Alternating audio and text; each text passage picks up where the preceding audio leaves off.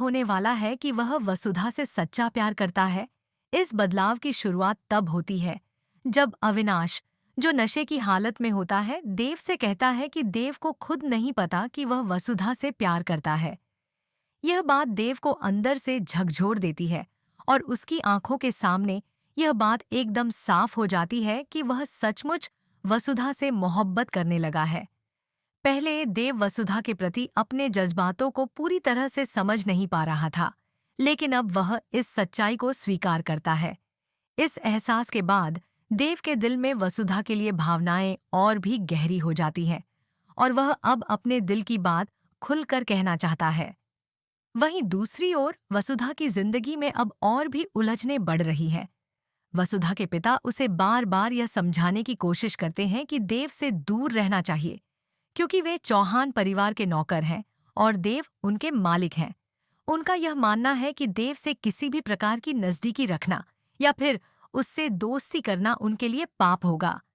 पिता के इन शब्दों से दबकर वसुधा यह फैसला लेती है कि वह अब देव से मिलने नहीं जाएगी, चाहे उसका दिल कुछ और ही क्यों न कहता हो। वसुधा का दिल चाहे कितना भी कहे कि वह देव से प्यार करती है, लेकिन उसे इस रिश्ते को अपने पिता और परिवार के सामने स्वीकार करना आसान नहीं लगता।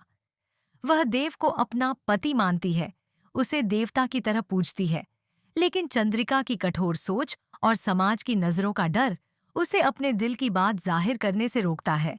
इसके साथ ही मेघा नाम की एक लड़की की कहानी भी अब जटिल होती जा रही है। मेघा, जो पहले चौहान परिवार को बर्बाद करने के इरादे से आई थी, अब खुद देव से प्यार करने लगी है। वह इस परिवार को तबाह करने के लिए आई थी, लेकिन अब उसके दिल में देव के लिए नफरत की जगह प्यार ने घर बना लिया है।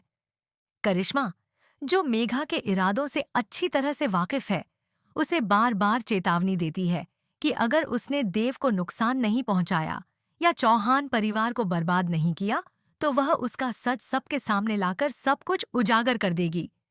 इस धमकी के बाद मेघा अब और भी अधिक जलन महसूस करने लगती है, खासकर तब जब वह देखती है कि वसुधा देव के नजदीक आती जा रही है।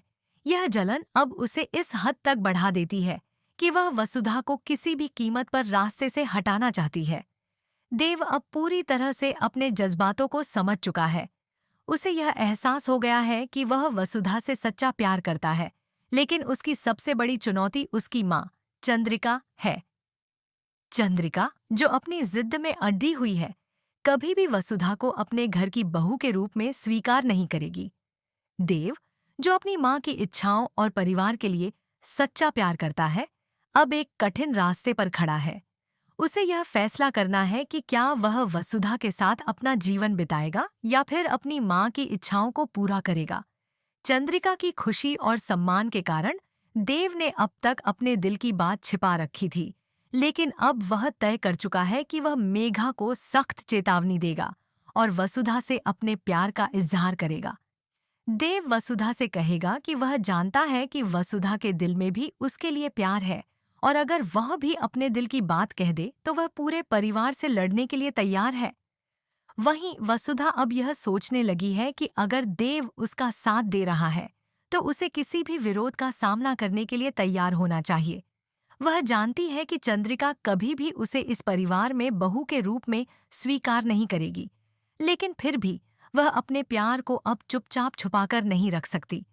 अब वसुधा का दिल भी यह समझने लगा है कि अगर देव उसके साथ है तो पूरा परिवार चाहे जितना भी खिलाफ क्यों न हो, कोई फर्क नहीं पड़ता। यह कहानी अब उस मोड़ पर आ चुकी है जहां दर्शकों को यह जानने का इंतजार है कि क्या देव और वसुधा अपने प्यार के लिए लड़ पाएंगे और क्या चंद्रिका अपनी जिद को छोड़ देगी। क्या वह देव को इस सच्चे प्यार के लिए मंजूरी देगी या फिर अपनी इच्छाओं के सामने उसे हार मानने के लिए मजबूर करेगी।